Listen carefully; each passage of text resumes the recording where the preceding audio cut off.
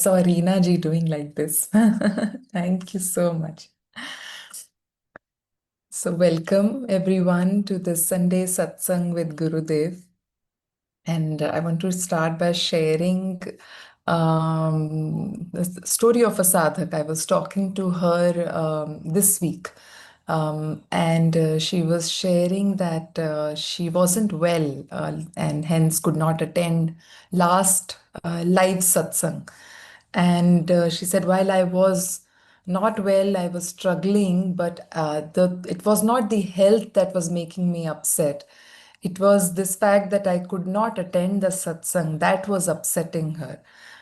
She said that I knew that I can always go back and listen to the recording, but there is something else that happens in the live satsang which I just did not want to miss, but had to miss because of the health issue. It is for her. I felt this is a sacred space, a time that she gets with Gurudev.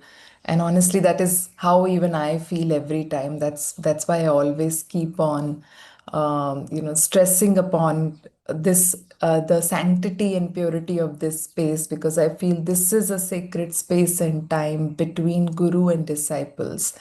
The only time in the world which is so pure, and uh, and hence something that we must always keep it absolutely undistracted. It is like how you are every Sunday coming to the ashram, and when you enter the ashram, then you forget the world outside.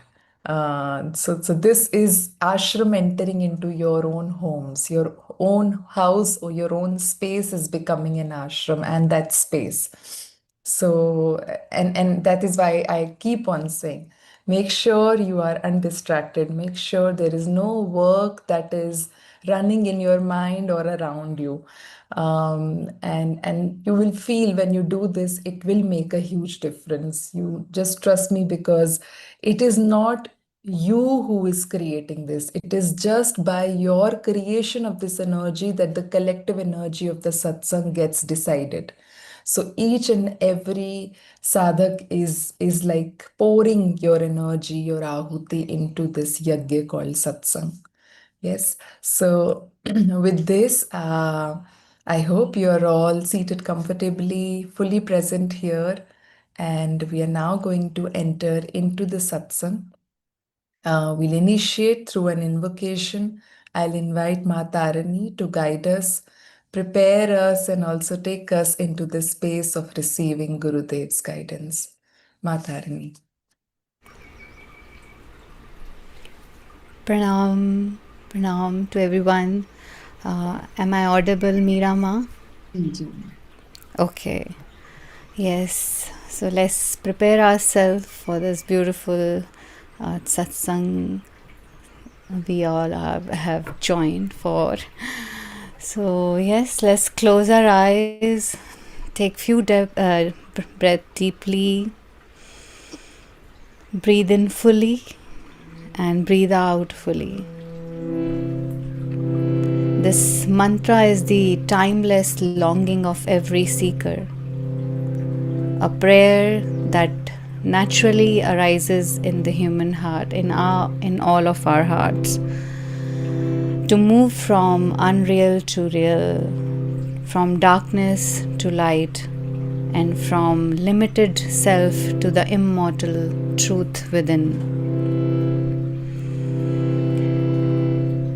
So may we enter into this beautiful prayer, starting with Om.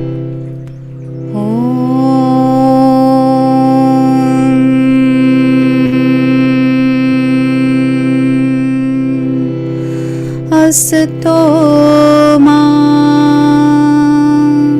sadgamaya tamaso ma jyotirgamaya mrityorma amritam gamaya. Om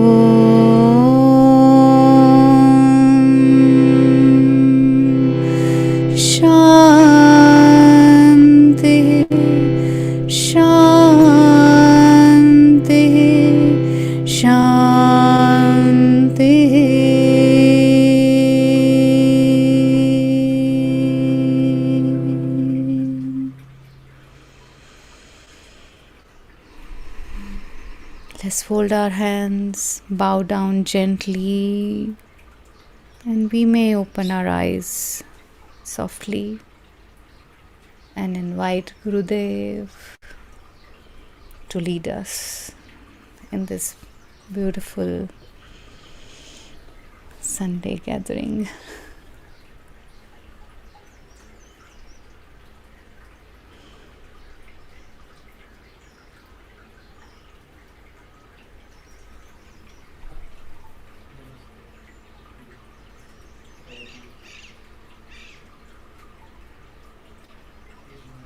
Gurudev, we can't hear you. We can't hear you, Gurudev.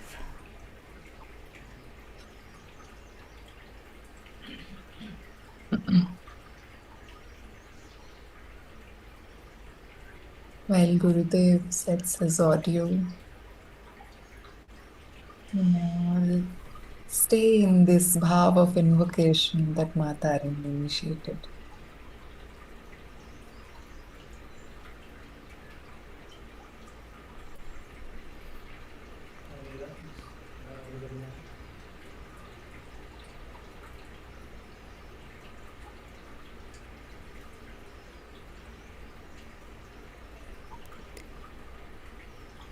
We got more time to reflect upon ourselves and maybe prepare more.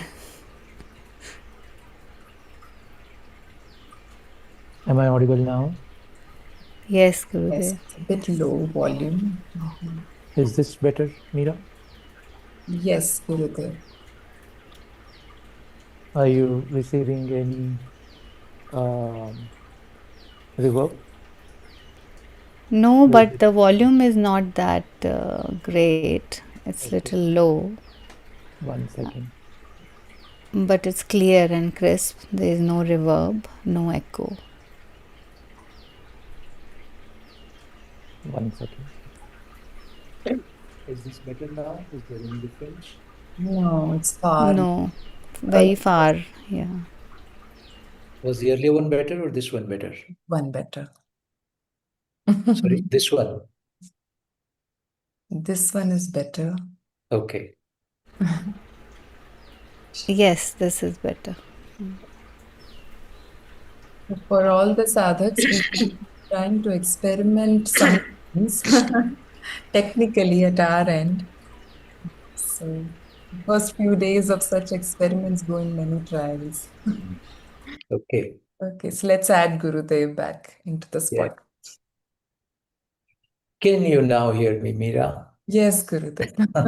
Now everyone is a part of our experiment. So once again, namaste and welcome to all dear sadhaks from wherever you are. This is in India, a beautiful Sunday morning. And when I woke up this morning and our team was setting up for the satsang, somehow it felt that it's been a long time since the last satsang, though I know it was last week, last Sunday, but maybe either a lot happens, our days are so packed, and maybe because of that, I felt that, oh, it's been a long time since we had Sunday satsang, or maybe I love you all so much, and the longing and wanting to see you is so intensely vibrating in my heart that time feels longer. Well, whatever the reason is, happy that we are all here once again to immerse into the exploration of truth once again, to immerse in this field of energy we call satsang. With that, yes, Mamira. Yes, Gurudev. Gurudev, our first question is from Delia Ichikawa. Her question is, she has three questions in one. The first one is, how do we love without attachment? The second question is, I know I have the power to manifest my destiny, but how do I know when to surrender to God's will? The third question, I would love to hear more about your own journey and your time in the Himalayas. Do you have a guru? Hmm. Mhm. Okay. Three questions packed into one. We start from the first. How do we love without attachment? I think an important question for everybody. The point to look here is we must learn from our own anubhava, our own experiences, and look at your life. You've been in relationships since childhood with your parents, with your siblings, with your friends. And you've learned the lesson, but you're not implementing that in your life. And the lesson you learned in every relationship is that whenever you get trapped in this sense of attachment, it brings dukkha, which is suffering to you. Every attachment brings suffering. Attachment to an object, attachment to a person, attachment to anything brings suffering. This is our experience. This is not a philosophy. All of us have experienced that at different points in time in our life. But the problem with human mind is it does not learn from its own experiences. And every time we make the same mistake. Attachment is like love with attachment to me is like transaction. And every transaction brings possession, brings gain mentality, brings ownership mentality. We're not owning any person or any relationship. Love must set us free. It must give us strength to fly. Most of the time, if you deeply look at your own experience of love, in the initial phase of love, when you experience love with some being, there is immense joy in the heart. As if you're taking a flight to the Himalayas and nothing can stop you. The whole world becomes like a celebration to you. Everything is beautiful. There's no anger, frustration in you. Initial part of love, I'm saying. There's so much of joy emerging from your own being. The other person with whom you have this love relationship is a karana or a cause for this inner flowering to happen. In the initial phase of love, what is really happening is something is flowering inside you. Hence the joy, hence the abundance, hence deep confidence, hence a feeling that you're always taken care of, you're protected. There's some strength in you. There's fearlessness in you in the first phase of love. So all the beauty of this life showers like rain on you in the initial phase of love. Very beautiful, very divine, very sacred. But then your mind comes and plays some trick. Now, this object of your love, this person, you want to objectify, your mind wants to objectify this person.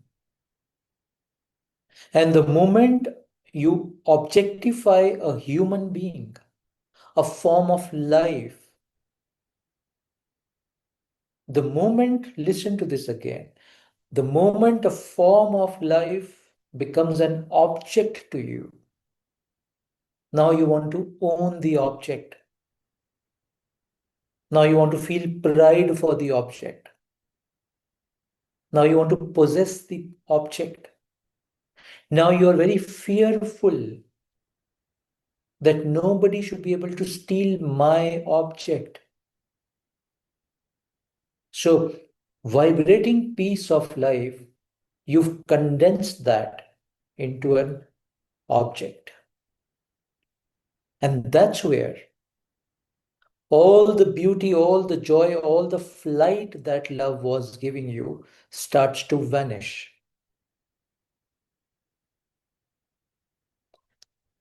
The moment the form of life becomes an object, attachment comes into the stuff. Or you could say the other way around. The moment you start to develop this sense of attachment, that form of life with whom you were celebrating love joyfully gets reduced to an object. Objects have no life, please understand. And then for the rest of your time with this person, with this being, criticisms, complaints start. Because now you are expecting an object to have a reverb of love back to you. You understand what I'm saying? In your own mind, you've condensed this form of life into an object, and now you're expecting this object being to have this sacred love reverence and love resonance back to you. It does not work that way. So if you experience this, as I said, we all have experienced this in life, that with attachment, love becomes transactional. And every transactional love, which we should not call it love, every transactional attachment is a cause of suffering, not cause of joy, not cause of blissfulness, not cause of expansion, abundance. Since we all have experienced this, why don't we learn this lesson? Why aren't we deeply looking into this phenomena and seeing that first phase of love is so beautiful, why the second phase of love is becoming misery? It's not the time. It's not the time that you start to take the other for granted. It's the sense of making a being into an object because of your attachment. And when the love had started, there was no attachment in the initial phase of love. So the understanding here is attachment spoils the purity of love. Attachment becomes grabbing. Attachment becomes a cage for you and for the other in that relationship. And nobody wants to live in a cage. You may call it love, but unfortunately, your attachment had made this love into a cage. Nobody loves cage. No life form wants to live in a cage. And then frustration appears, irritation appears, taken for grantedness appears. It all appears because unconsciously, in the influence of your mind and all the nonsense literature of love that you read, which is not love, which is the romantic idea of love.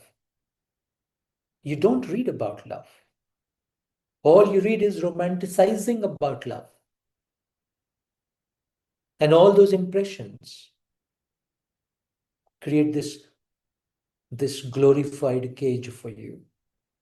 You yourself get frustrated, and the other person also get frustrated, and something that was flowering so beautifully starts to slowly die inwardly. Externally, you could still live together for years together, but the inward flowering process has stopped.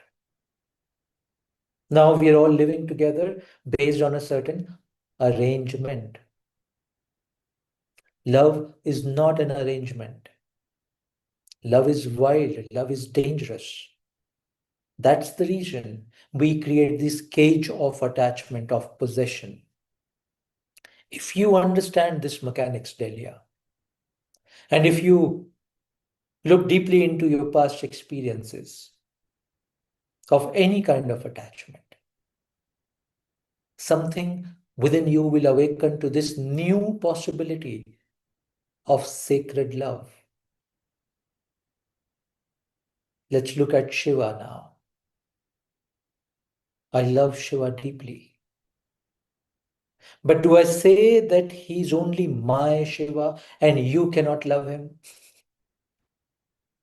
He's everybody's Shiva. But yes, I have a very sacred, very personal relationship with my Shiva. You understand what I'm saying? A very sacred relationship with my Shiva. But I can never claim that Shiva is only for me. You understand that? And when I say that, my connection, my love affair, my bhakti, my devotion, my oneness with Shiva starts to grow. And because my oneness with Shiva and my love with Shiva is constantly growing, all the drama of the world around is vanishing for me in my experience. The drama of the world continues to play, but it is dissolving for me. You understand what I'm saying? So we get very detached from that drama being played because inwardly something is flowering. And that something which is flowering, which is the sacredness of love, is so pure, is so wild, it's so rustic, it's so original that you'll say, oh, I've never experienced anything like this ever in my life. And this is how then you start to cultivate all your relationships. Not bind them, not control them, not own them. Because the fact of the matter is, you can't bind your own self. You can't control your own self. You can't even own your own self. Do you think you own the breath that you're taking right now? Think about this. Do we own the breath that we're taking right now? Or it's some divine plan, some divine blessing that the breath is still on? Can I own this? Nobody can. Nobody has ever owned their own selves. It's an illusion that you own yourself. So if you don't even own your own breath, how can you own somebody else? Look at another perspective in this.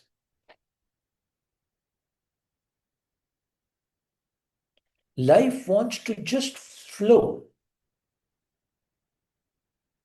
And so love is life. Love is equal to life. It just wants to flow and expand. A river that wants to flow and expand and merge into the ocean, if you try to cage that river, bind that river, there'll be repulsion. There'll be consequences. Because it's not the very nature of river to be bound. It's not the very nature of life to be bound. A river wants to flow, life wants to flow. So is love wants to flow. Flow meaning what? Absorb everybody. Shiva's love absorbs everybody. Right now you are experiencing what we call human love. Beautiful. But the same human love has the potential to become the sacred divine love. And that's when you will, for the very first time, feel expansiveness and inclusiveness in love. Then your love will just not stay with the current object of love that you have. Every plant, every bird, every species, every mountain, every piece of earth, you'll have love resonance with all of them. And to me, that's the only method to check if the love is expanding and growing or if it's shrinking. Then even a glass of water that you hold in your hand, there's some love with that. Then even normal objects that you have, you'll have a very different connection with those objects. Your phone, you'll have a very different connection. Your car, your motorbike, you'll have a very different connection. Now, in fact, the reverse will happen. Now, even the object will start to turn into living forces. With your attachment, you were creating, converting living beings into objects.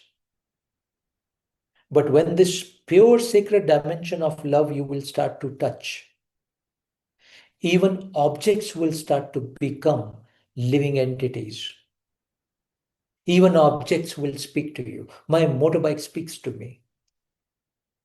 My car speaks to me. This camera speaks to me. This laptop that we have speaks to me. Every object is becoming alive now. That's the beauty of pure sacred love. It can fuse life into objects. And in fact, when you grow this exponentially, that is how you do prana pratiksha. That is how, when you do consecration, you've heard the word consecration, a stone becomes a living divine form for you. How does that happen? Because now you have the alchemy to infuse sacred life even into an object of stone and make it into divine. Because you've learned this, you're established in this truth now, and this sacredness of love. So it's my wish and prayer for you that may all your human connections, human love become sacred divine love, and that is a possibility. You can experience this, and the day you experience this, you will not be the same Delia anymore. Something profoundly will shift in you. That's the power of love. It is just not a relationship thing, by the way. Love is something deeply profound. It can change the entire orbit of your life. That's the power of love.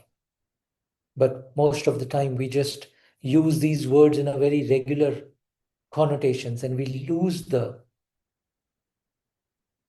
depth, the profundity, the sacredness of the words.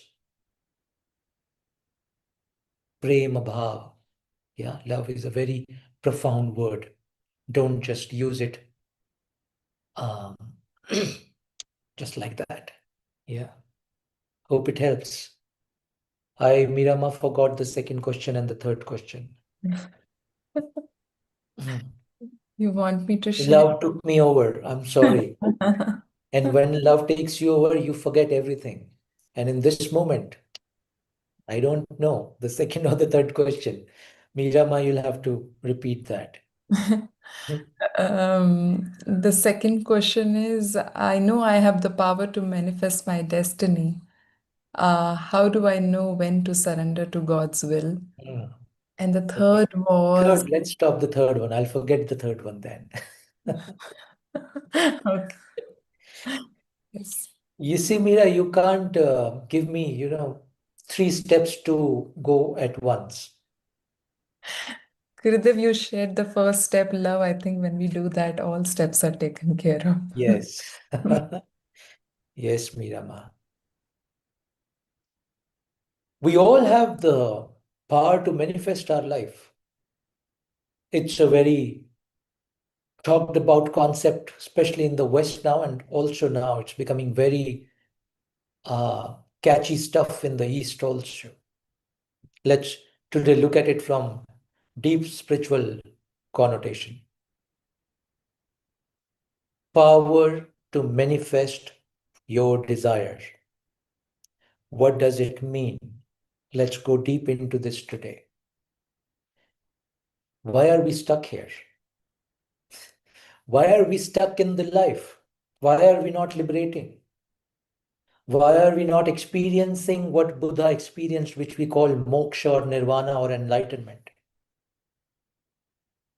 We are all on the spiritual path. We want to experience, we want to enter into our final state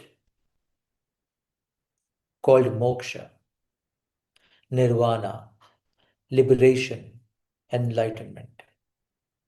When we are liberated from all the bondage that we have created, all the bondage that we have created, it's not the bondage of the world, it's the bondage that you and I have created for our own selves. And we are bound in our own bondage. And that bondage brings a lot of suffering, lot of dukkha. Every moment of our life, what we experience is less ananda, less joy, and more dukkha, suffering. How are we creating these bondages?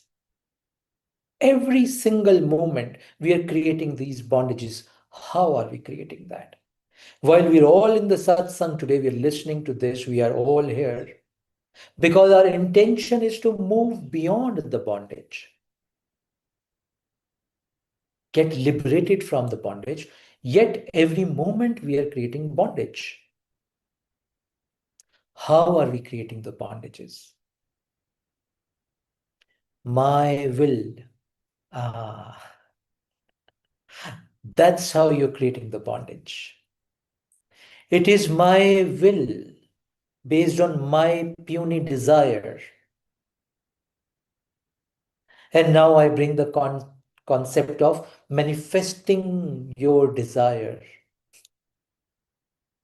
So when you apply manifesting stuff to your desire, you are probably doing little more damage to you by creating more karmic burden. Are you following? I have a desire. And now I know how to manifest my desire. Bingo. The karmic loop and the karmic bondage is created. Then I come to the satsang because I want to get out of this karmic loop and I want to be liberated. But every moment of the day, I'm practicing this stuff called manifestation. So by manifestation, I am trying to fulfill all my desires. And every desire creates a karmic loop. So it's like you've become a मकड़ी को क्या बोलते हैं? Spider. You become a spider who's got the blessing to manifest the web that he wants to create. So now spider is feeling great, joyful, because the spider has got this blessing to manifest now. Manifest of what? Of the web. Now spider is creating the web all around. And then spider gets stuck in its own creation, in the web that it created by the power of manifestation. For a spiritual sadhak, for a spiritual seeker, how do you get away from this loop of creating karmas, cause and effect Buddha talked about? In Bhagavad Gita, Shri Krishna talked about karma yoga. That how we are constantly creating our own karmas. Yes, we all have the power to manifest. Every being has the power to manifest. Whatever you want to manifest, we all have the power. We can activate that. Now, on the other side, divine's will, God's will. So, what does a sadhak, a seeker, do? A sadhak says, many janmas, many lifetimes I have spent in this stuff of manifesting all that I wanted in life. And because of that, I'm eternally stuck now in this karmic loop. I've become that spider who'll continuously keep on creating new webs of life. I am tired of this. I don't want to manifest anything more. Enough of this nonsense. Oh Shiva, from today, I drop all my will. Now it's only your will. Because I know I'm not intelligent enough. By manifesting each desire and each will, I get more stuck in this bondage. Oh Shiva, from now onwards, it's only your will. I'm just sitting into silence now, closing my eyes, trying to tune into your will, O Shiva. And that's where sadhana comes in, Delia. Sadhana is a process of tuning yourself to the divine's will, because otherwise you do not know what the divine will is. Your mind creates story and you think that's divine's will. Because there's so much of noise we have built in our system. And very little divine signal is there now. So with sadhana, we tune, we amplify our signal, we lower our noises, and we try to tune ourselves to know, to understand, to listen to Shiva's will. And then we conduct our life accordingly. And that's when, A, we are not creating new karmic loops. Two, the old baggage of the karmas is also getting dissolved because you're immersing this life of yours into divine's hand, into divine's will.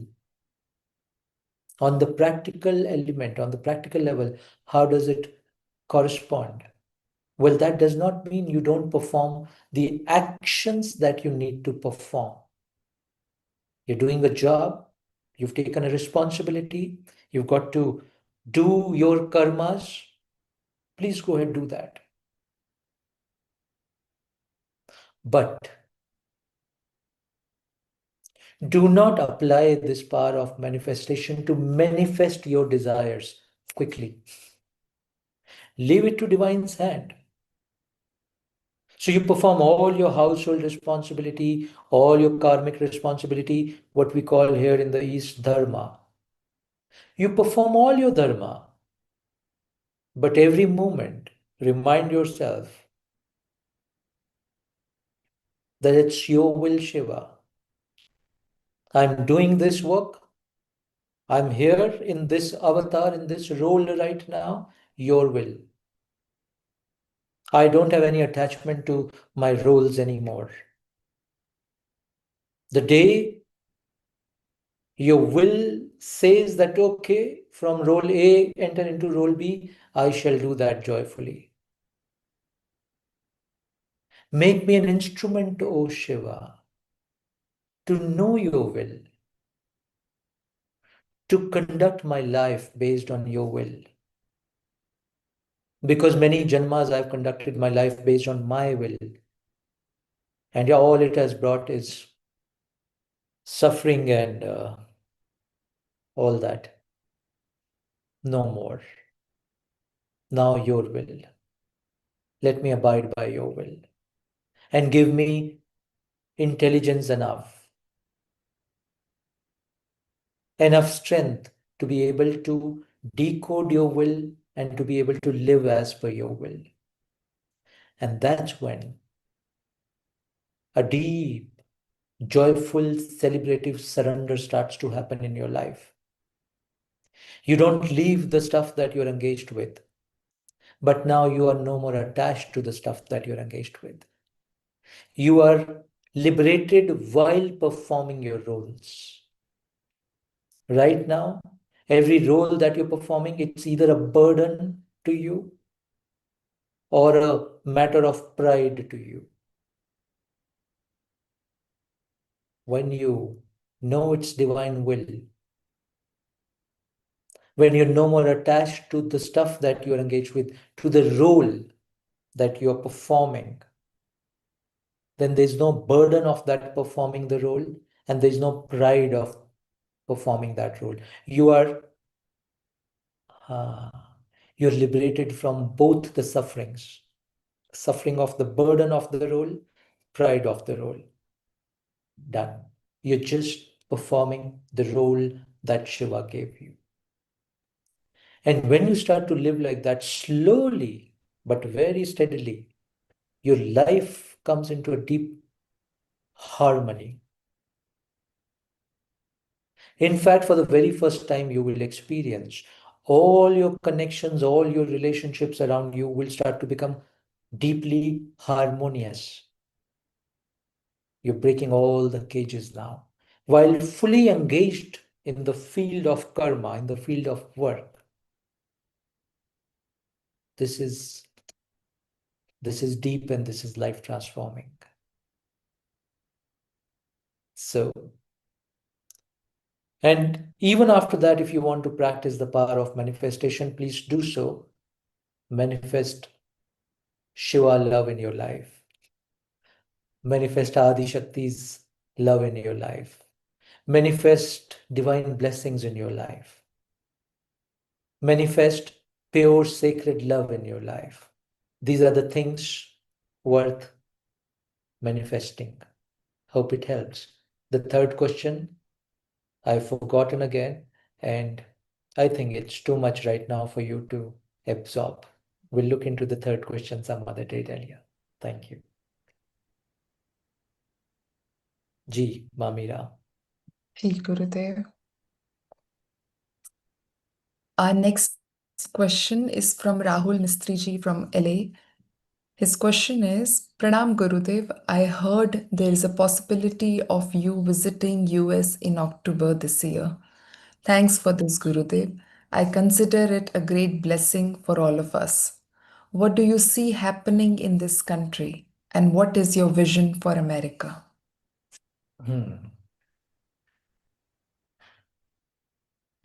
Meera, how did Rahul Mistry got to know about October? I don't know, Gurudev, how the information leaks. I thought you've not yet announced the dates. Not yet. No. Okay. All right.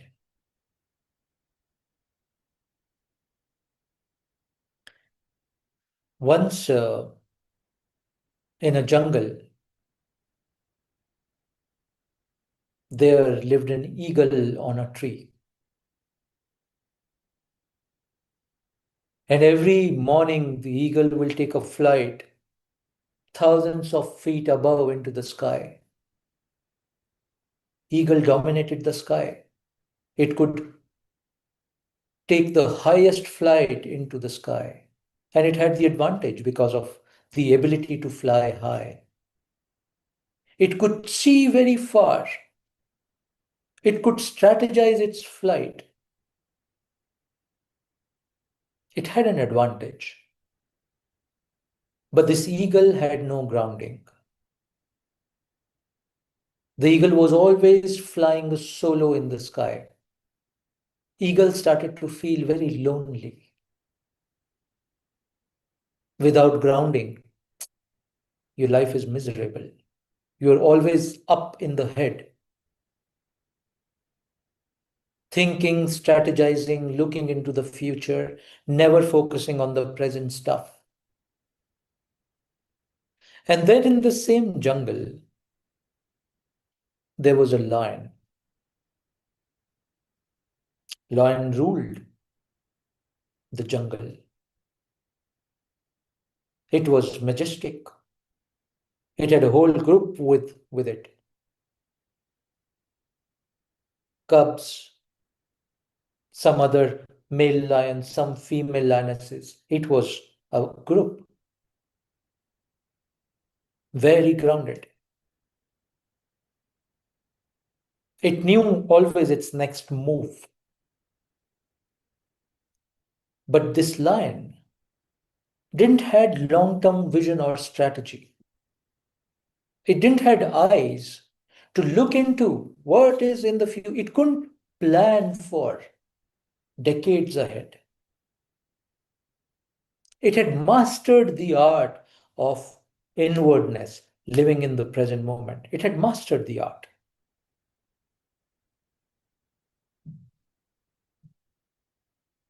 Two nations, America, the land of the eagle, India, the land of the lion. And in that forest, because both of them were struggling, they started connecting with each other. They started becoming friends with each other. So eagle taught the lion the way to look into the future, plan for decades ahead. And the lion absorbed eagle as part of his tribe and taught the eagle how to live in the present. Because otherwise, eagle was always anxious, depressed, and lonely. So the lion taught the eagle what is groundedness mean, what is living in this moment mean, what is true inner joy and happiness mean, why life is not happening there, life is happening here.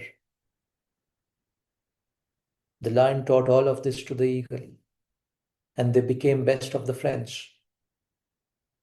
And then they not just ruled the entire jungle,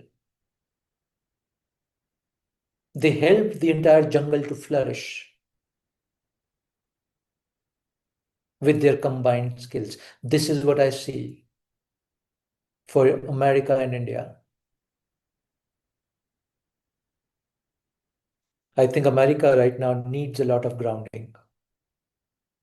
And when I say America, not as a nation, people there, people whom I've met, people whom I interact, whom I know directly or indirectly.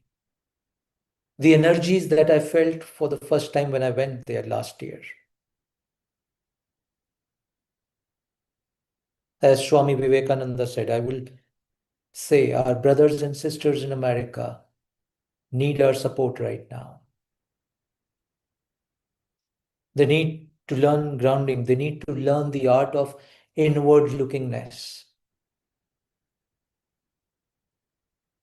They've become too lonely, too depressed, too anxious, of always worrying about the future. They need to learn that life is happening in this moment. They're disconnected from the beauty of the present moment. They're continuously planning for times ahead.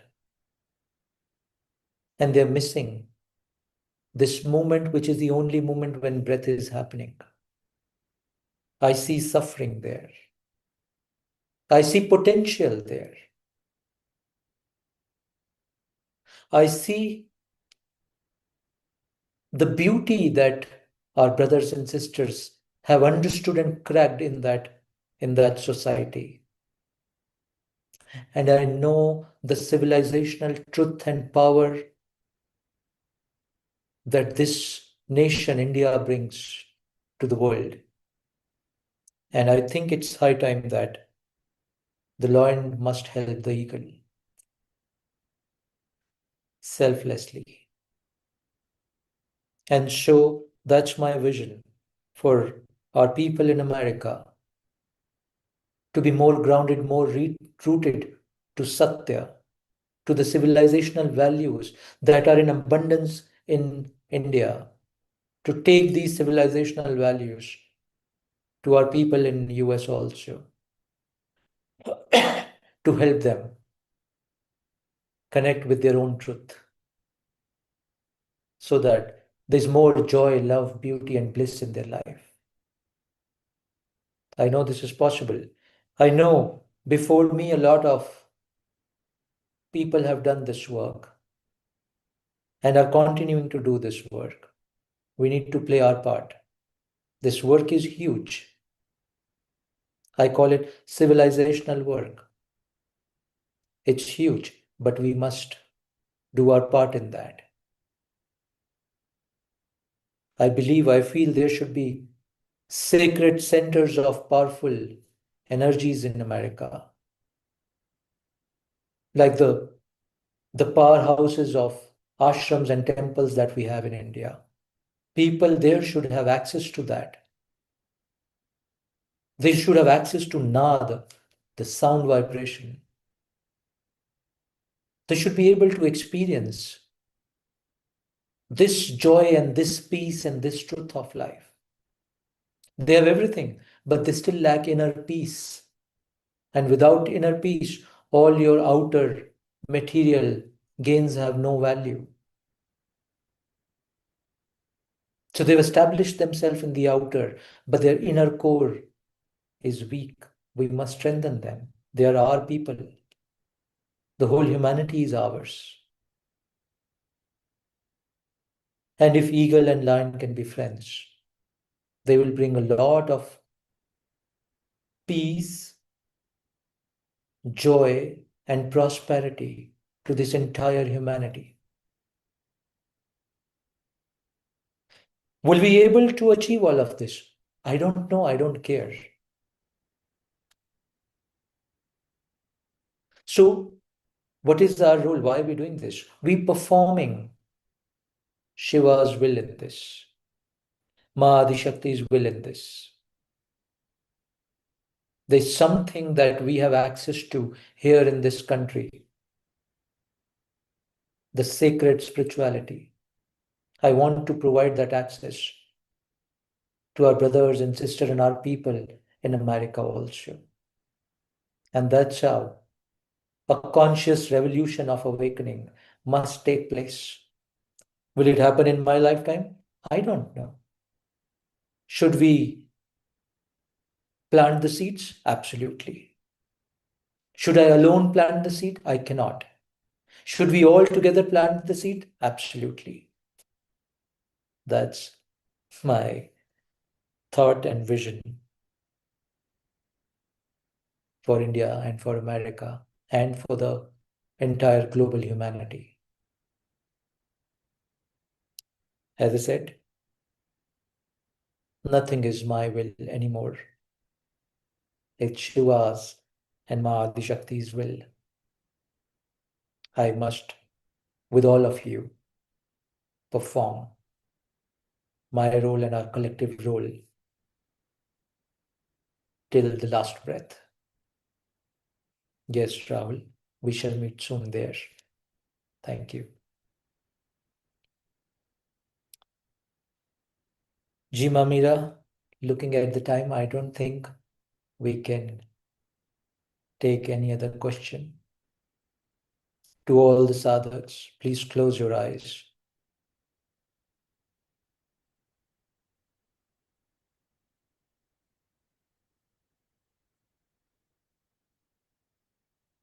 Keep your spine straight.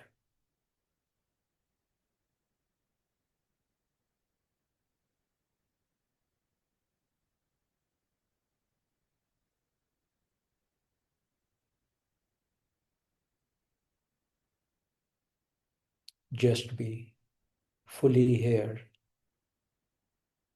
in this moment.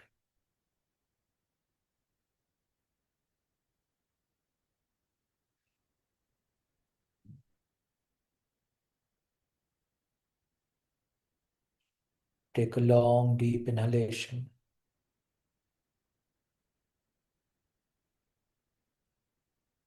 Slowly let it go.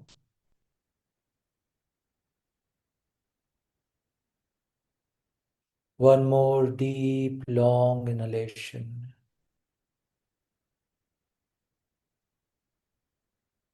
Slowly release it. One more deep, long inhalation.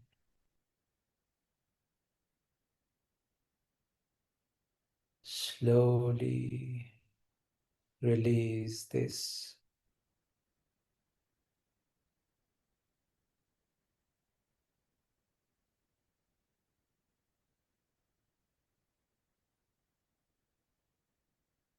Just be very quiet. Keep the body still.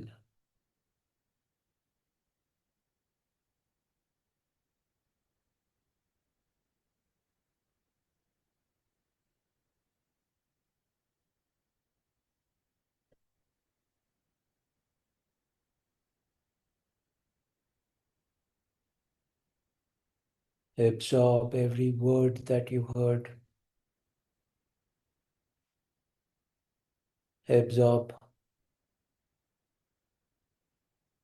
this energy, this presence.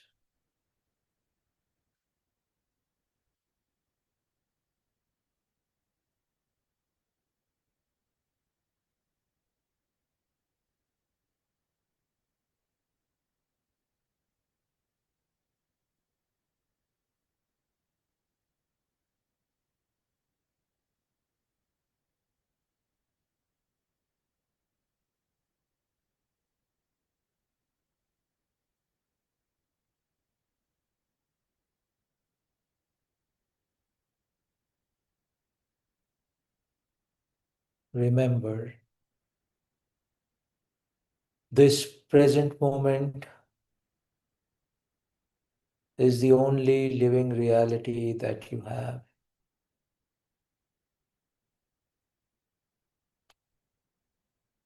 Future is always born from the womb of this present moment. Seize this. Be established in this moment.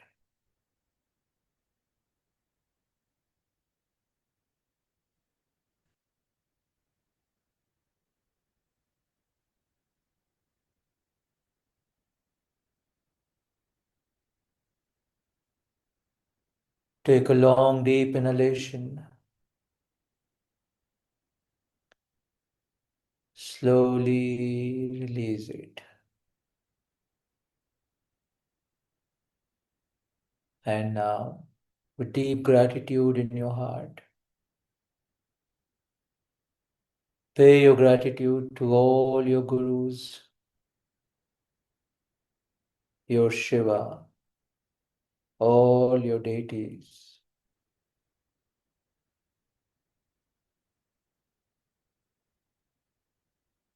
Gratitude to all those you want to enter into sacred love affair.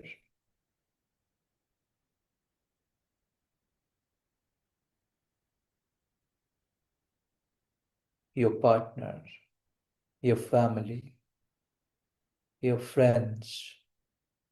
Gratitude to everybody who supported your life. Gratitude to this beautiful Sangha right now,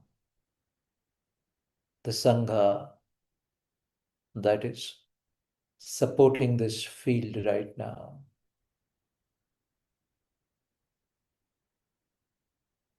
And now, with a beautiful smile on your face, with this bhav of deep thankfulness, you may slowly open your eyes now. Om Tat Sat. Om Tat Sat. Om Tat Sat.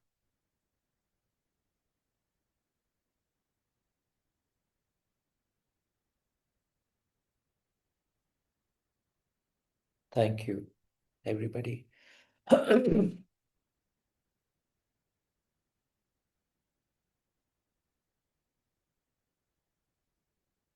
Time for darshans now.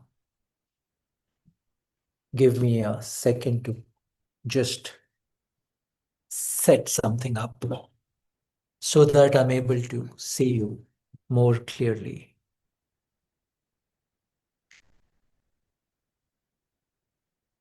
Please open your cameras.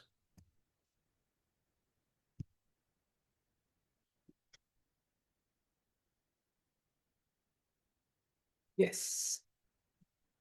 And now I'm able to see all of you. Hamina Patel, Pooja Sharma, Ashwani, Shikha, Avinash, Shiv Sharanji, Ma Bhumija, Dr. Neeta, Sadhana Rai, Ma Bhanumati, Ashok Agarwala, Ma Karuna Shakti, Anita Nirav Patel, Gurveen, Reena Chawla, Rumi Ranjan and Prisha, Zair, Delia. Oh, Delia is here today. Atul Gogna, Parul, Swami Samarth Kirti Matanupriya,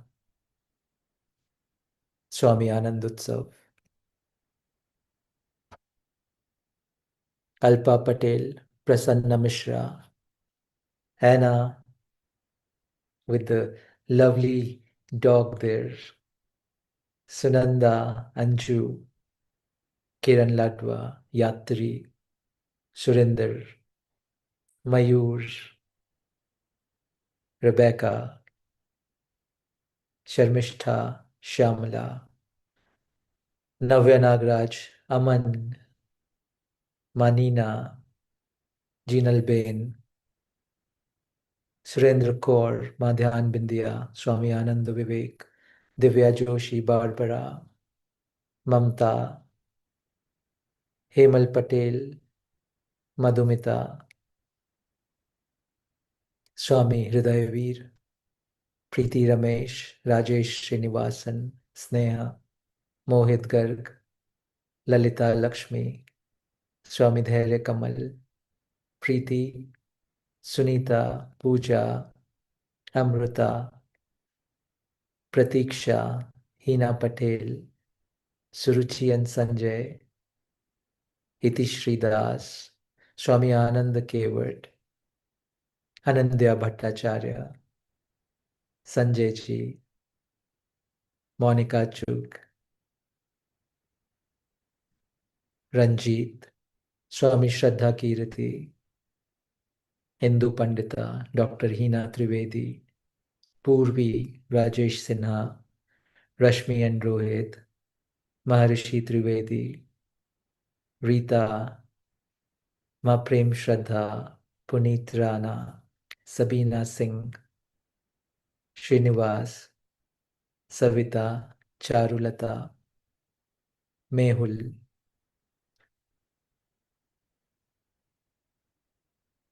Jayashri, Vineet Gaur,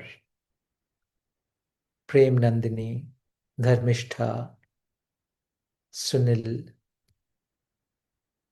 Aishwarya, Dhirendra Nath, Swami Soham Sadho, Santosh Gil, Payal Madan, Harpreet, Rajesh Govind, Reena Patel, Prem Gandhi, Jigna and Kirti Bhayani, Stephanie, Jagdish Anandji, Kavita Kapoor, Nisha Sood, Ankur Tandon, Devajni, Mike Rios, Sutapa Das,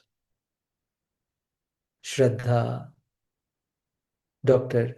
Manisha, Harsha, Pramila, Machetan Srishti, Ranjit Menon,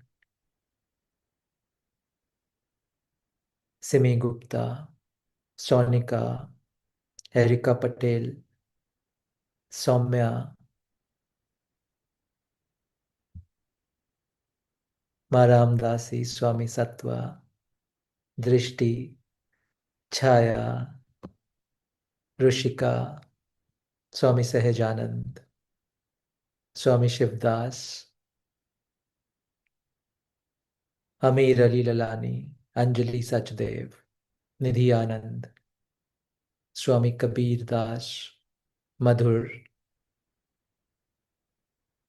Nalini, Harsh Patel, Priyanka, Yogi Mistri, Sushila, so many beautiful sadhak friends. Even if I don't take your name, I'm seeing you. Lots of love and blessings. Be happy, be joyful, be in Ananda, and be in Maitri Bhav with one another. We shall meet soon. Om Namah Shivaya. Om Namah Shivaya. Om Namah Shivaya. Thank you. Jima Mira, over to you. Hey, Gurudev. Now, the winds have started flowing and my doors are banging. Just give me a moment. This is how Dharamshala is. Pranam. Thank you so much, Gurudev. And thank you to all the dear sadhaks here. I want to make a very important announcement for all of you today. The most important one is that on 26th May, it is the last date to register for the English batch of Namo Abhyas Sadhana. We have only very few slots left now, and soon we'll close down the registrations if the slots fill up faster than 26th. Today is 24th, so in 2 days we will close down the registration. This is only for English batch. Hindi batch is starting from 11 June to 14 June, hence we have time for it. But if that batch also fills up faster, then we'll close it down. So for those who have missed seeing Namobhyas messages and do not know about it yet, it is the foundational practice, an initiation that is being done by Gurudev himself, and he's coming live to initiate us into the sadhana through an 8-hour process spread over 4 days. So English batch is starting from 28th to 31st of May, 2 hours daily. We'll get this time with Gurudev, and step by step, Gurudev is going to initiate us into the sadhana. The Hindi batch is from 11th to 14th of June, a sadhana that you will feel aligns body, breath, mind, and the inner nath, and is really supportive in taking us into the deeper silence that every sadhak yearns for. So once again, English batch registrations are going to close on 26th of May. We'll be sharing the links to register in the WhatsApp messages, and on those who are connected with us on YouTube Live, the link is already there in the video description as well as in the comment section. It is being pinned by the team. So you can get more information from there. And the second announcement is that the video of the satsang, immediately after the satsang, it gets live on YouTube. So, and you know, Gurudev reads the comments, he reads what all you felt, how the bhav was, how the experience was, or if there is anything you want to express, then you can go to the comment section of the YouTube video and share it freely and openly. He reads all of them. Our team makes sure that the messages reach Gurudev. So do take out some time to share your messages there. Yes, these are the two important announcements I wanted to share, and we'll meet soon on the first Sunday of next month. Thank you. Sadhu Namah Shivaya.